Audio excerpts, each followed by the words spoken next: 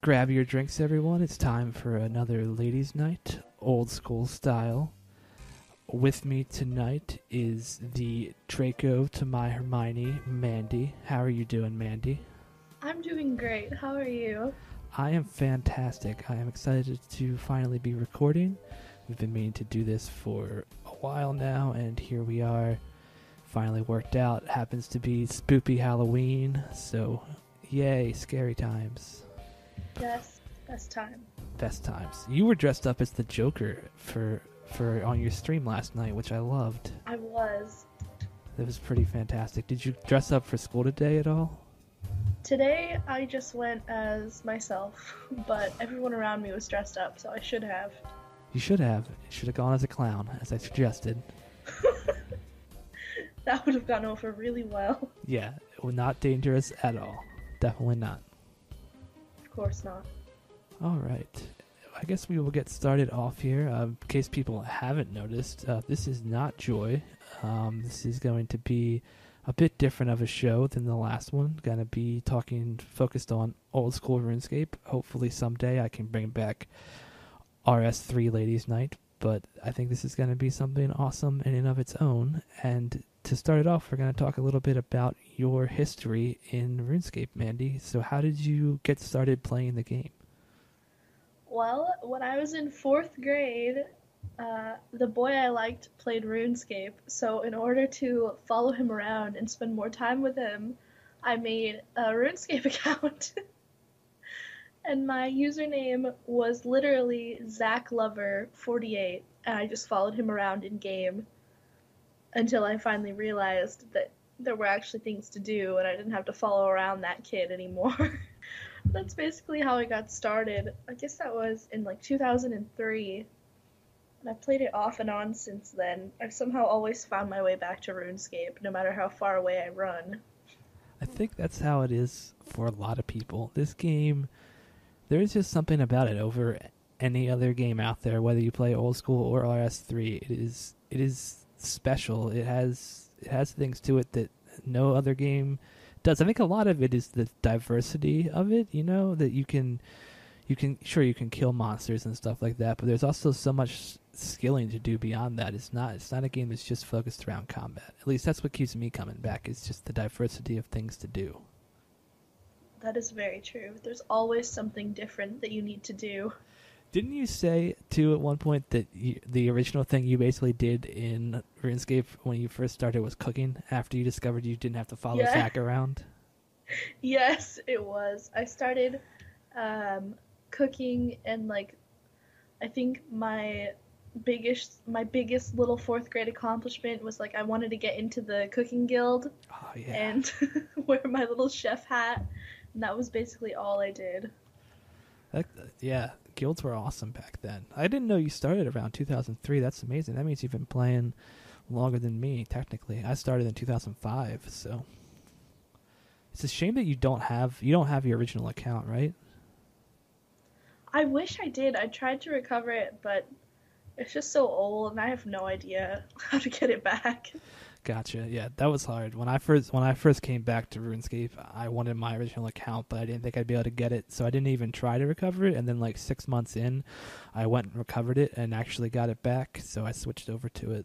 But yeah, it's so hard because I know I have other old accounts I could recover, but I can't even remember what the usernames were for them. Yeah. I think by the time I figured out that I could recover it, my new account was already better than that one ever had been. Yeah. When I recovered mine, my new account was slightly better than the old one, although the old one still had more quests done. So it kind of, I guess if you count quest time, the old one was possibly better. But I had to switch because I really wanted the veteran 10-year cape. Is the whole reason I switched over, to be honest. I don't know. Yeah, do they have veteran capes in old school? I actually don't know. I think they do.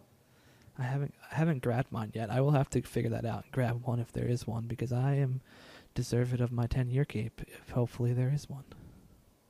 That's true. I think there is one. Cool. Well then, I think that about sums up RuneScape history, so we will move into our first topic of the day. And this is an article on Rock Paper Shotgun. Have you played RuneScape? RuneScape is a bizarre thing because it's one of the few MMORPGs that seems to be improving with age. Where most slowly fade and die out, RuneScape is only growing, prettier, and more intricate. Oh yeah, there's been that bit about it surpassing 250 million registered accounts since launching. God help us if those players ever decide to form their own nation. But RuneScape's continued growth feels like a counterpoint to the way MMOs seem to always be slowly circling the drain. I mean, I like to say 250 million accounts. Don't worry about that army, though, because it'd just be mostly bots, and I'm not sure that bots are effective yet as far as armies go. That's exactly what I was thinking. It's like, how many of those accounts are sitting in Lumbridge at, like, the spinning wheel botting? Yeah, or just already banned, even. I wonder, they would never release that stat, but I wonder how many of those 250 million accounts have been banned. It's got to be at least half. But I mean, it's still a ridiculously impressive number, because any MMO has botters, and every MMO is trying to ban them. So to have that many accounts, no matter who you are, is still quite a feat. That's very true. Part of the reason why that is, and what I enjoy most about it, is because RuneScape expands what you can do as much as where you can do it. That sentence confused me for a second. For most MMOs, an update or expansion means bumping up a level cap and opening up some new zones, but you're typically doing the same thing again and again.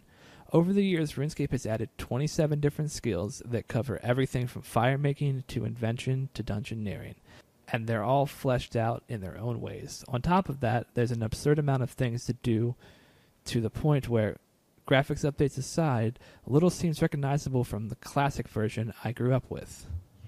What really makes me enjoy RuneScape is that despite all of that growth, Jagex has done something unheard of by allowing people to choose how they play. While the shiny new RuneScape NXT version is appealing, it does not beat the nostalgia I have from playing classic or old school RuneScape, both of which act as great snapshots of where it used to be. With all the fuss surrounding Blizzard shutting down vanilla World of Warcraft servers, there's something lovely about a company being just as enthusiastic about where the game is headed as where it came from.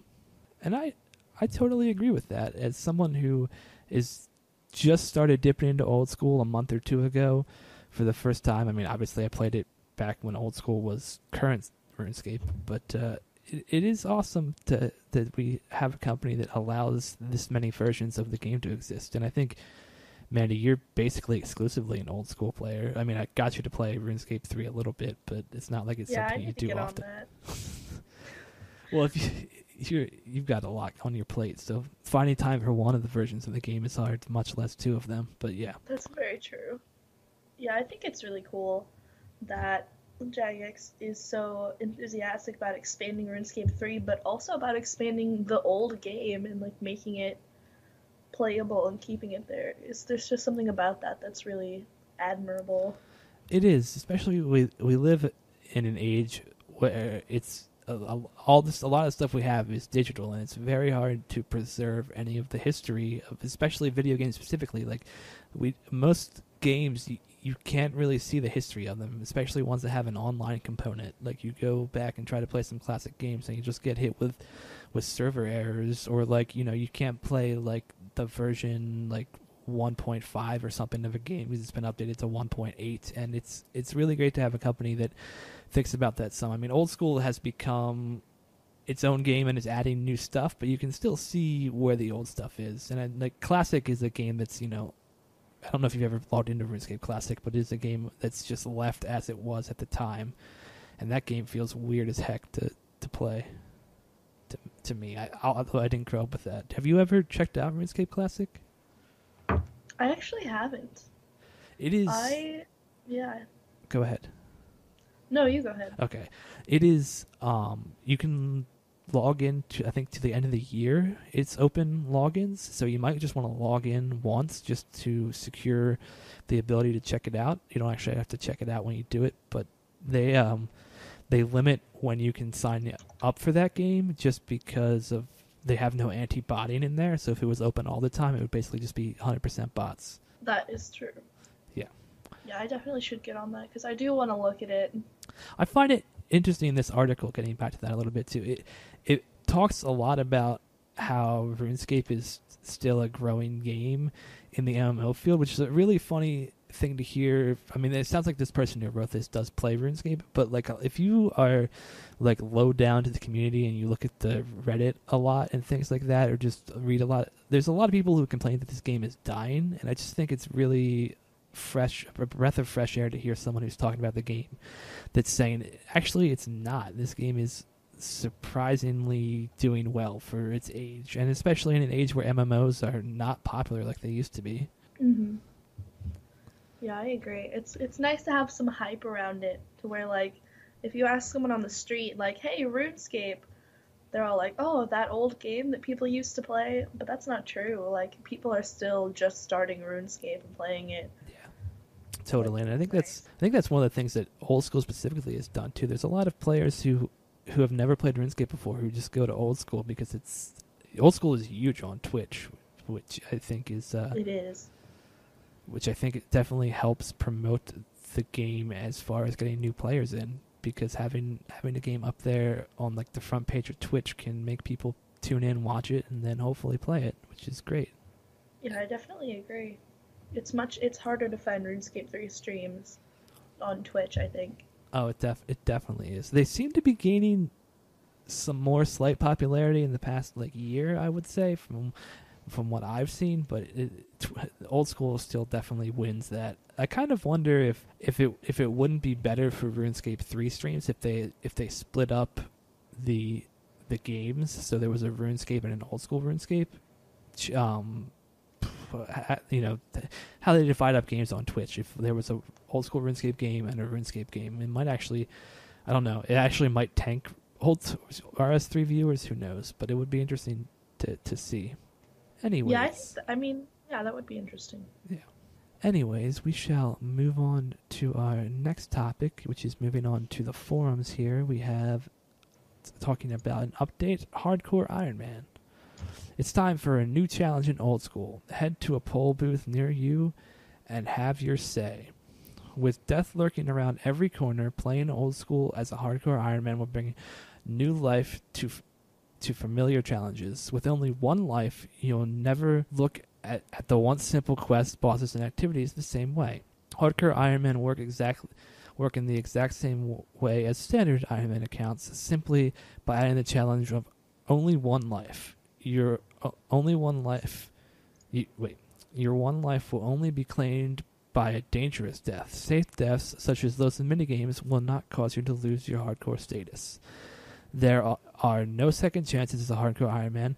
If you fall into the clutches of death, you will be stripped of your hardcore status, and your stats will be frozen on the Hardcore Iron Man high scores. Following a death, you can continue your adventure as a standard Iron Man.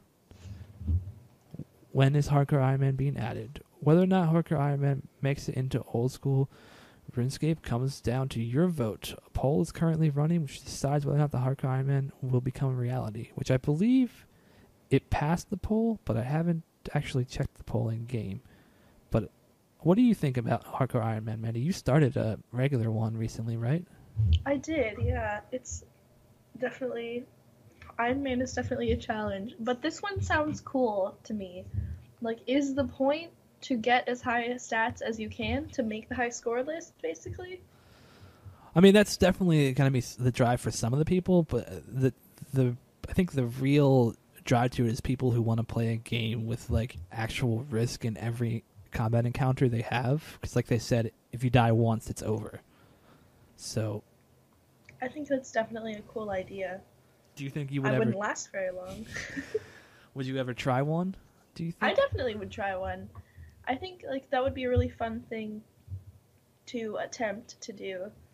I'm not very good at staying alive, but I mean, there's a lot you could do. Yeah, I like how this mode sounds versus the RuneScape 3 version. You can actually get you can purchase items at a certain point to save your life. So there's like, I think there's 2 items you can buy that will save your life once each. So you actually end up with 3 lives, which I kind of feel like cheats the whole point of a Hardcore Iron Man, because the whole point of Hardcore Iron Man as a gaming term in general, not just a RuneScape term, is you get one death. So I really like the fact that the old school team is actually sticking with that one death only scenario.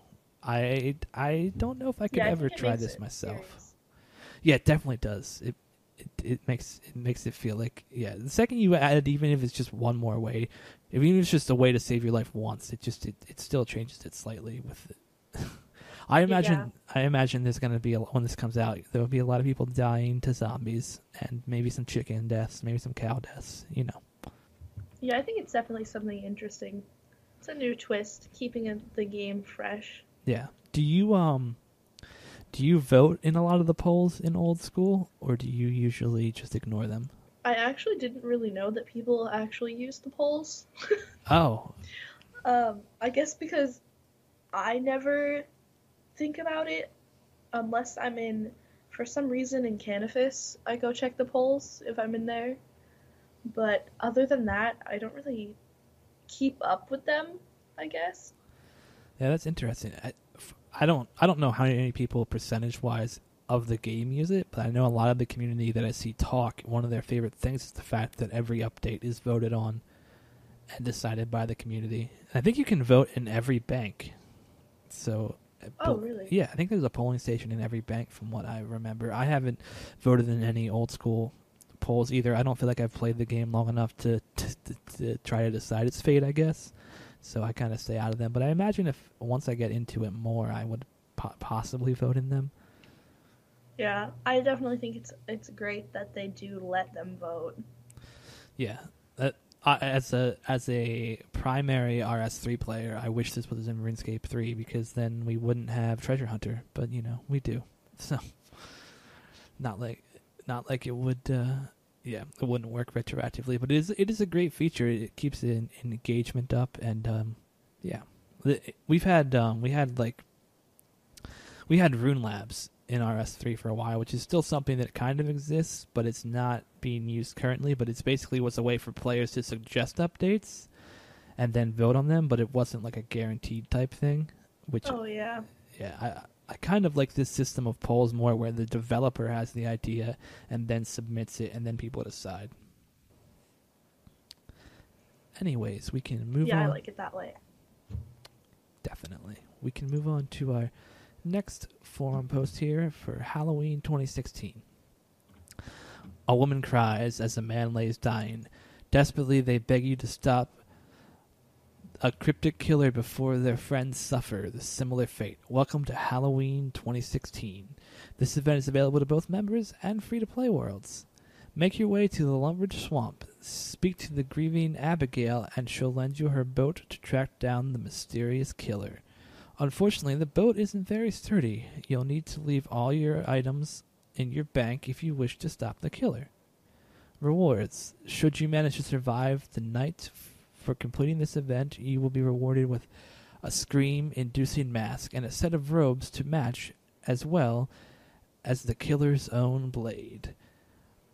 And, as always, you'll be able to receive all the rewards from each previous Halloween event, which is pretty awesome.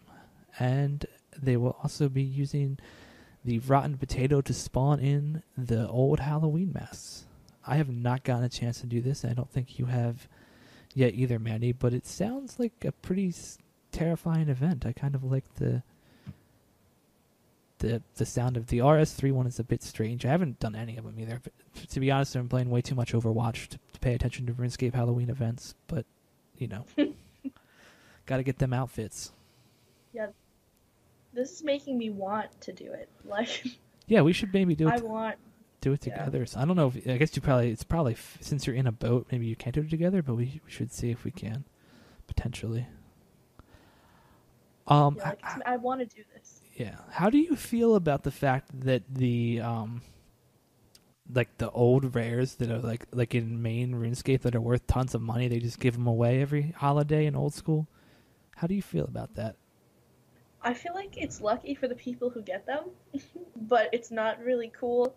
Like, that's not completely fair to the people who already have them. But then on like the other side, it's not really fair to the people who couldn't or didn't play RuneScape when those things were available Yeah. the first time around. As someone who plays RS3, I find it, I don't know, like, I almost don't ever want to get the rares in old school, even though everybody has them and they're everywhere and they're super cheap, because I just feel like it will make me want them less in RuneScape 3, kind of. Because it's really weird when you play old school and you just see people running around with these items, which, I mean, admittedly, they were never meant to be rare items in the first place, right? Like, the Gower brothers had no idea that the game would last this long and these items would become as ridiculously expensive as they are. Because, like, you know, the most expensive party hat in RuneScape 3 is like 10 bill gold, so it's just ridiculously expensive. But I don't know, it's so weird to me. It's still the weirdest thing in old school just to see, like, everybody has a party hat on. Yeah, that is kind of weird. Because I know the party hats used to be so cool and coveted, but now, like, party hats are worth nothing, basically. Yeah. Which, I mean, I don't know how else you would do it, because, right, when you bring back an old server, and if you want that item to be in the game, it's not like they could have just given them out to some people, and, I mean, it would have created scarcity again, but that wouldn't have been, like, fair at all. So you gotta do something and to make it actually seem fair to people. Yeah, that's very true. Anyways, we will move on here to our next topic, which is a dev blog on raid rewards. We've collected some promising and popular community suggestions to be pulled next week as rewards from raids. From a powerful new bow to dragon claws, there are bound to be something that excites you in today's blog. Dragon claws are an iconic item in RuneScape's history. Since the release of Old School back in 2013, there has been an ongoing debate about whether or not they have a place in the game. Over the past year, we have seen growing support for Dragon Claws, especially since the inclusion of Tournament Worlds. With raids planned for early 2017, we feel that Dragon Claws would be a suitably massive addition to Old School RuneScape to fit the content. Dragon Claws would require level 60 attack and will provide the following stats and special attacks. And I am not going to bother actually reading the stats. Yeah, that's a lot. Yeah. What happened to the Abyssal Claws suggestion? One suggestion we saw from the community was adding a weapon identical to Dragon Claws but with a 70 attack requirement called Abyssal Claws. While this idea was an idea that has interested us and a portion of the community, there are a number of advantages to moving forward with Dragon Claws as the community knows them. Keeping 60 attack requirements is not something which concerns us from the balancing perspective, and it will allow a large number of players to enjoy the variety Dragon Claws will bring. Also, existing understanding of what Dragon Claws are and how they work means that many players will already know what to expect. With new item, it isn't so easy for people who immediately understand the differences are, however minor they may be. It seems fair enough. Yeah. I think Dragon Claws in the game would be a good thing. I don't know if I'll vote in this poll, but I think they would be. It sounds like a decent update to raids. It's so weird to me because like RuneScape 3 deals with tier 90 plus armor now, mostly when new stuff comes out. So when we're talking about tier 60 and 70, it just sounds like crap. But that is where the old school tiers are. So it is fair for that game. Yeah, I think so. I mean, I feel like it's just something they should do. I agree. It doesn't seem like a dire, crazy thing to put in. It doesn't. It adds new combat choices as well, which are always good to give people variety. Anyways, the next thing here is the Ancestral Robes. Ancestral Robes will offer superb offensive options for high-level magic users, requiring level 75 magic and level 65 defense to use. They will act as a non-degradable set aimed at boosting magic damage. To achieve this, they trade off some of the defensive stats of Arims for additional magic bonus, as well as a 2% magic damage increase per piece worn. The non-degradable nature of the robes will provide a magic alternative to the Bandos and Armadillo armors, dropping only from Ulm final challenge of the raid, these rolls will carry prestige and rarity yet unseen for mage armor. As they will be very difficult to acquire, these rolls will likely carry a high price tag and will be unlikely choice for PKing, preserving Aram's place as a staple choice for mages. Those sound very interesting. I think they are totally right that in the beginning they will carry a lot of prestige, but I definitely think over time those could easily devalue Arams and things like that, just as more and more of it shows up into the game. But that's going to take quite a bit amount of time. I imagine there will probably be tier 80s out by then, so it won't be a big deal. Do you use magic much in old school? I don't use it as much as I should. I think my mage level is 65. So you'd have some leveling to do? Yeah, I'd have some work to do to get to these. But I definitely need to level my magic because it's my lowest combat stat for sure. What would you say your favorite combat style is? Oh gosh. I think I just like using the whips. Like, I like melee. I like, my favorite thing to level is defense. I do love the whips. They feel, I do kind of miss them in RuneScape 3. I keep mentioning RuneScape 3 a ton in this podcast, which is probably strange for the old school listeners, but they are basically useless in RuneScape 3. Once I get up to the whip level in old school again, I think I will definitely enjoy that. But in RuneScape main game, I definitely enjoy range myself the most. But back when old school was a thing, back when old school was just 2007 and I was playing the game, whips were definitely my favorite. They are so much fun. Yeah, it's very satisfying. It is. I don't know why, but it is. Yeah. It was just a great weapon design. I couldn't tell you why it's satisfying either, but that was, I mean, they're still iconic and like, I mean, you see a meme and somebody has their abyssal whip and that shield that I can't think of what the name of is, but yeah, that's just the thing people have on. Anyways, we will move on to the next reward here, which is the Twisted Bow. It is a slow, hard-hitting, accurate longbow, which requires 75 range to use. The bow changes in strength and accuracy when used against magical opponents. Arrows all the way up to and including dragon arrows can be fired with this weapon. While the Twisted Bow has strong base stats, it can become stronger or weaker against opponents depending on their magic level or magic attack bonus. Both range, strength, and accuracy are buffed or debuffed at the same rate. And there, my scroll bar isn't broken anymore. As an example of the Twisted Bow's strength, Dagannoth Prime is one monster where this bow is likely to be useful. The boss has a magic attack level of 255, which would provide a buff of 217%. That does sound pretty dang amazing. While the Twisted Bow will be strong against some monsters, it would also be very weak against others. If a monster or player has a magic level and bonus of 1, the bow would only provide a 54% base damage and accuracy. There is a cap of 250% on damage and accuracy buff of the bow. This is to ensure that it doesn't end up being too strong against any monster we may release in the future.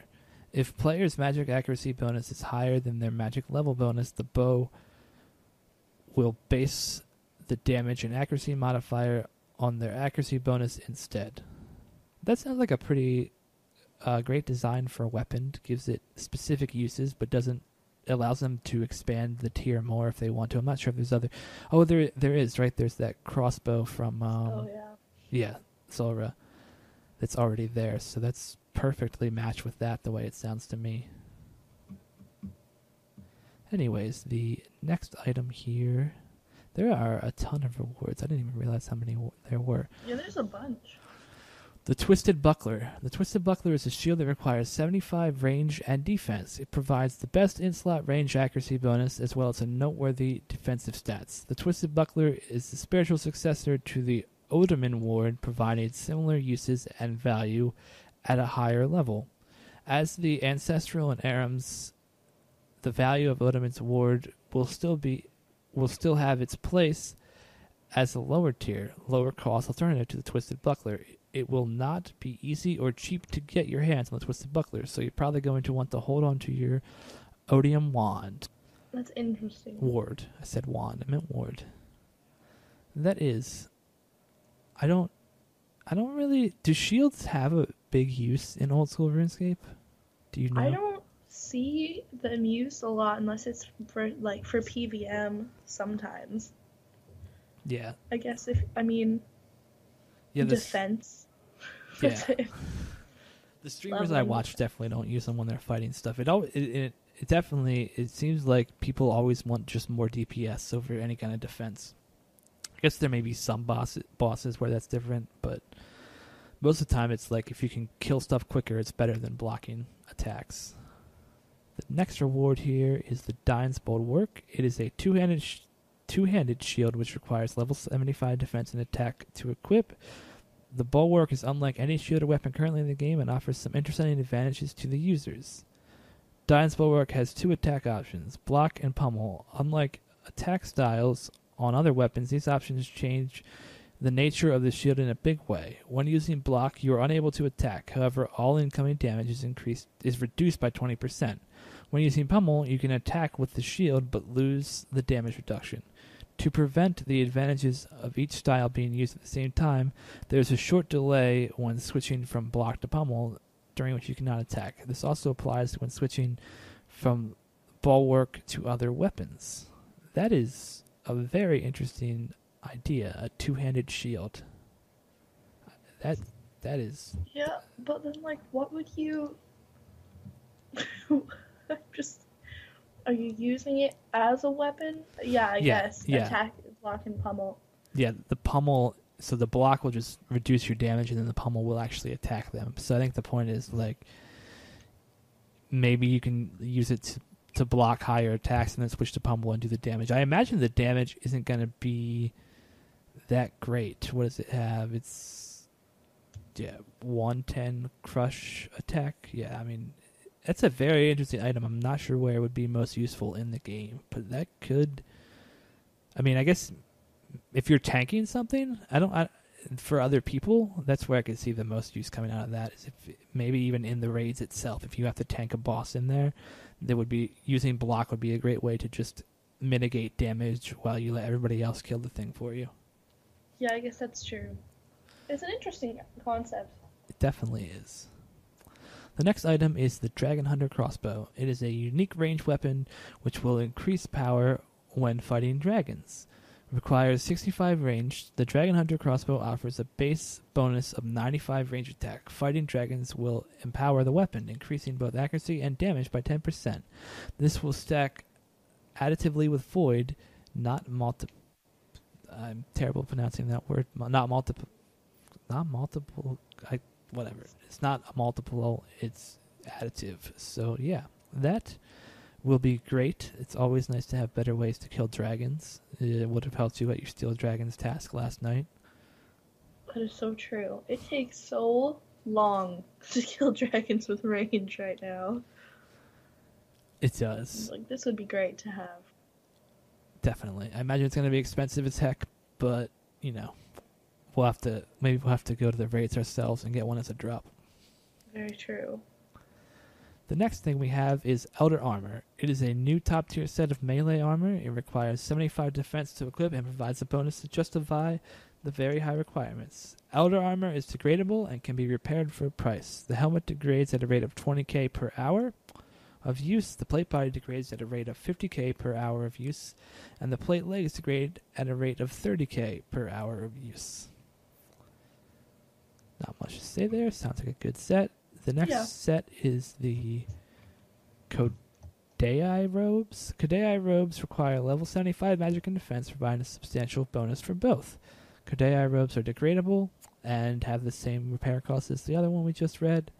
So Twisted Armor, you guessed it, it's the exact same thing, just ranged armor, and has the same degrade cost. So basically we're getting all new T75 degradable armors, which sounds fantastic. I love new armor in the game. This may make God Wars Dungeon 1 armor a better price. Maybe people will be able to afford it more. So all in all, I think the raid rewards sound pretty great. I don't think I'll be raiding anytime soon in old school, but it sounds like some good stuff in there. Yeah, I agree. There's some good changes. Cool new things. Do you think you will do raids when they come out? I think I could try. You don't do much bossing currently, do you? Well, I guess you're not. I just Of don't the really level. have the stats to. Yeah, sure. It takes a long time. You do Barrows. I've watched you do Barrows. That's always fun. Yeah, I can do that. Barrows is great. I enjoy it. I do a lot of high level PVM in RuneScape main game, but I don't have the stats for old school either. So maybe someday, but not right now. Anyways, we can move on to our next topic here, which is item sync idea, level resetter. Essentially, the same that was introduced after EOC. Accounts were allowed to have their levels reset. However, a level resetter in old school RS can have a cost to it. For example, 500k per level. For example, a player with 75 attack can pay 7.5 mil to forget the experience from level 61 to 75 and will now have his or her attack at level 60. Also, there are other penalties that can come along with this, as in only one skill can be reset every 2 weeks. If quests have been completed with the corresponding skill, they will be marked as uncompleted after, so this will mean that players' resets defense, Dragon Slayer will need to be redone again, etc., etc., and unlockables will once again be locked. This may only target specific amounts of players, but I could provide an easier alternative in regards to having multiple accounts for different builds, combat account sharing, and also revamp PvP activities in the future. Thoughts? What do you think of that idea?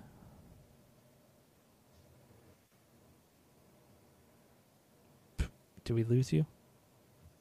It's very interesting. It's like, I guess I don't really know why you would pay that much to lose your levels. I think the only reason that people would really want to Do you do think there's like a specific reason? I think if you wanted to make your account pure again, that would be the only reason you would do it. Is if you wanted to. Oh, that's true. Yeah. I would say the one thing is Become a pure. Yeah, he says that this is allowed in EOC, which by EOC he means RuneScape 3. And the thing is, in RuneScape 3, you can only, to my knowledge at least, you can only reset skills that are below level 10, and it's only the combat skills, of course. But so it's not like a you can do it at any level type thing. It's basically like a whoops, I made a mistake. I need to fix my pure. But that does make sense. Yeah, I think that this would be good. I think it would be good to have that system. I don't know if I would like a system that allows you to go back from like 99 to 0 or to level 1 if you wanted to. Seems kind of a bit strange.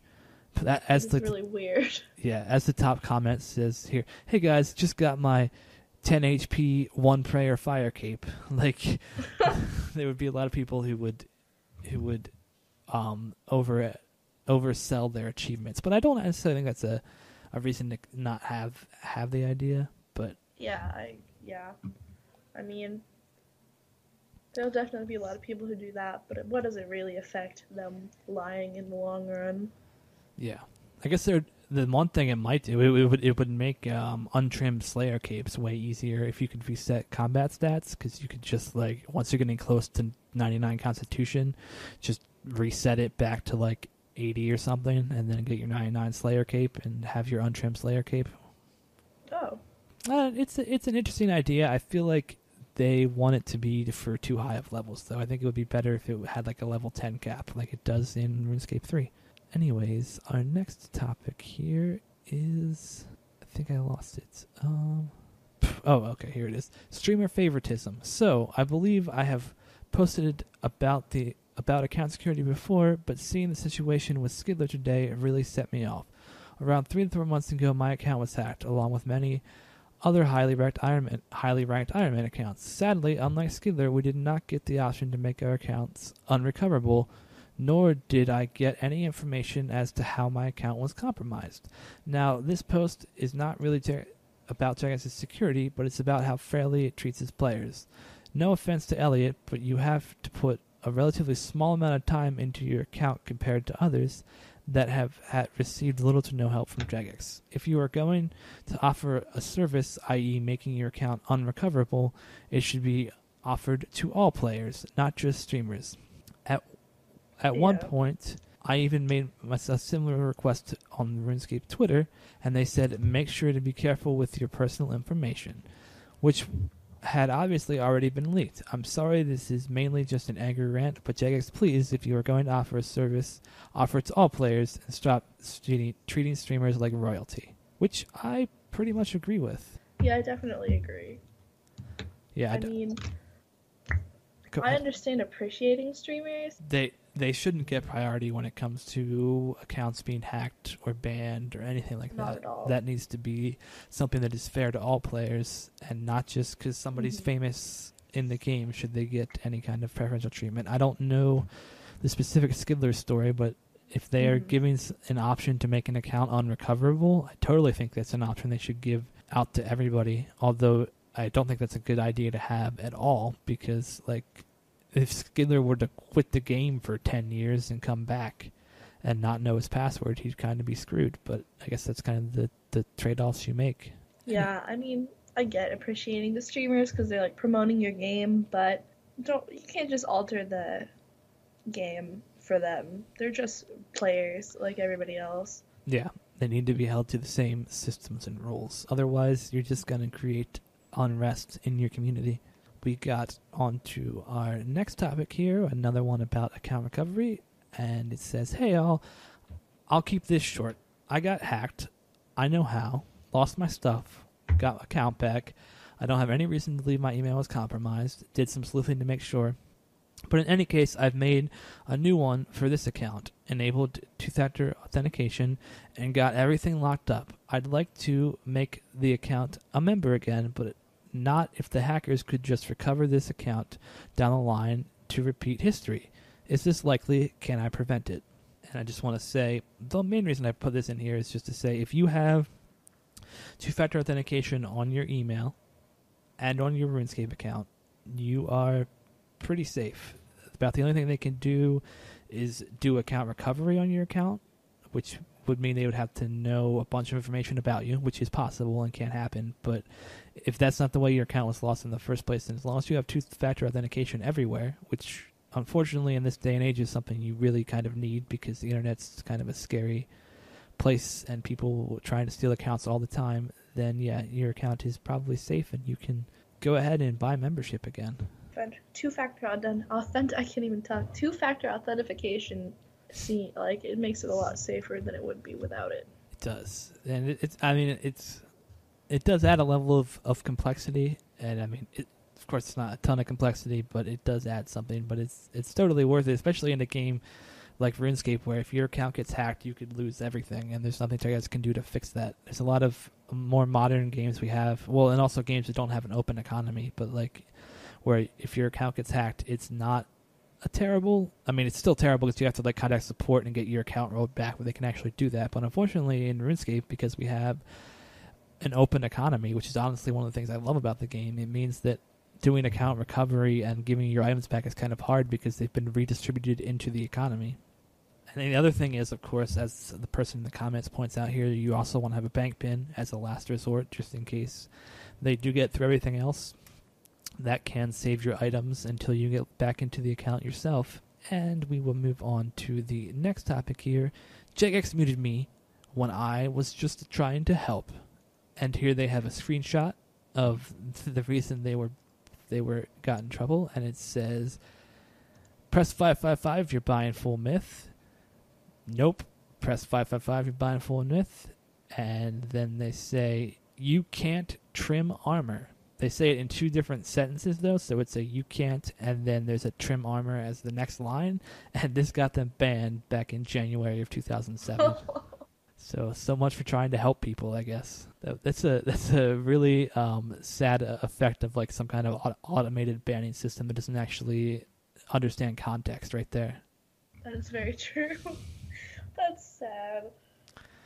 It is. The top comment here is Jagex Infinity saying, was literally in the process of writing an email to the team to ask them to get this sorted, then noticed this offense was from 9 years ago. And the other comments, that moment when you realize real 2007 was almost 10 years ago. That is true. Wow. It's a long time ago. It is. Time flies. It is good Wow. that JS has gotten better with the muting system, and they aren't muting people for things like that these days. Although there are some places in the game where they still need people muted. There's a lot. You walk into the wrong area, and you just see some really racist comments going down. That's for sure. Sometimes. Ooh, very true. I'm running out of water. That's not good. At least we are on the last topic here, so soon I can go get some more water. So the last topic of the day. Free to play using my first bond. Hey guys, recently just earned my first bond after ages. I am looking to become self-sufficient once I become a member, so I can buy myself and others hopefully bonds. Here are my stats. What methods do you recommend I do to make money, or what skills should I level up before becoming a member? So their stats are actually pretty dang low. They have 40 attack, Wow. 40 hit points, 34 strength, 40 range, 35 cooking, 33 magic, and that's all the stats they've leveled. That is a pretty... Ooh, so many ones. Right? I haven't seen that many ones in an account in a long time. But yeah, that's amazing if they have a bond already with that amount of time. Must have been working for a long time. They must have been doing something like tanning hides or something like that doesn't require a level. Maybe that's how they did it. But the reason I bring this up is just to talk about what money-making methods do you use in RuneScape? Mostly, for me, I use Slayer, and I just get drops and save them and trade them and sell them. Other than that, really, I don't have much that I could do for money making. Mostly just Slayer. Yeah, Slayer is pretty much... I mean, it's a great money maker. If you want something slightly more AFK, skilling can make you money at the higher levels, like fishing. It's definitely a good money maker once you get high enough there. I don't know what the lower level of fishing is like, but That's true. yeah, I would say if you're gonna That's true. I've been enjoying prayer pots too. Yeah, that's definitely true. You can make good money there. But I would say if you're gonna come into the game now and you want to get self-sufficient, probably the quickest way to do it is probably Slayer. But it's gonna be a lot of work because you have to get... I mean, you're gonna want like at least like 60 Slayer before you start making the good money. But once you're there, it will definitely be good. I don't know that you can do it in the first 14 days of a bond. You probably need a month or two to get up there, unless you just want to no-life it, which I guess is a choice, you know? That's true. I guess you could if you really stretched. Yeah. And some of the suggestions in here are do waterfall quests, gnome quests, fight arena for great combat XP. Then you can quest more. Or to make money, you can go kill some Chaos Druids for herbs. That's also good. Chaos Druids Oh, that's true. drop a decent amount of herbs, so that would work great. Something I did when I first got member, I made a schedule, like 7 days, gonna train on the account, stats plus quests plus Slayer or anything. And the last week I'm gonna focus on money making, because if you only focus on money making at low levels, you will never get high level where the money is easier to make. That is a very good point. You don't just want to do the non-leveling money-making methods like tanning hides, although it can make good money. It will not level your account. That is very true. Anyways, You gotta do a good mix. you do. You definitely do. That is our last topic of the day. I guess one thing I'm thinking about adding here, since talking about, we haven't mentioned this much. Well, we've mentioned it a little bit, but Mandy, you are a old school RuneScape streamer. I am. I scream. I scream. You I definitely stream do old scream. school RuneScape Depends what a game you're couple playing. times a week. Yeah. Wait, what? Yeah, I said it depends what game you're playing if you scream. that is true too. Occasional horror game thrown in there, Yeah. but mostly old school RuneScape. Where can people Lots of find you? They can find me on Twitch, YouTube, and Twitter under the name Mandy the Poro. And I highly It's all the recommend same. her streams. I enjoy them quite a bit. It's how we met in the first place. I showed up and I quite enjoy watching your streams. Got an awesome one last night. As we said, you were in full Joker makeup, so it was fantastic. It was Yeah. very fun.